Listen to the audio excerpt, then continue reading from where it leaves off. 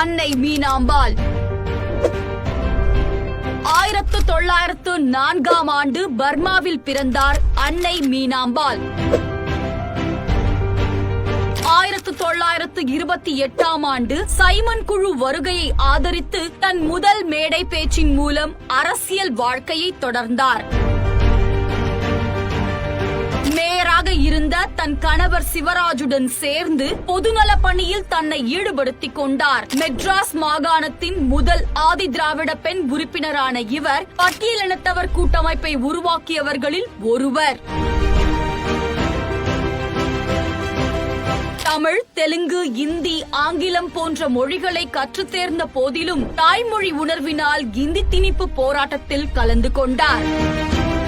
1944ஆம் ஆண்டு மெட்ராஸில் பட்டியலினத்தவர் கூட்டமைப்பின் சார்பாக பெண்கள் மாநாட்டை கூட்டினார். இம்மாநாட்டில் சட்டமேதை அண்ணல் அம்பேத்கர் கலந்து கொண்டு உரையாற்றினார். சென்னை மாகாணத்தின் உறுப்பினராக 6 ஆண்டுகள், மாகாண கௌரவ மாஜிஸ்ட்ரேட்டாக 16 ஆண்டுகள், சென்னை மாகாண ஆலோசனை குழு உறுப்பினராக 9 ஆண்டுகள் என தன் வாழ்நாளை சமூக பணிக்காகவே அர்ப்பணித்த அன்னை மீனாம்பாள் 1992ஆம் ஆண்டு இயற்கை எய்தினார்.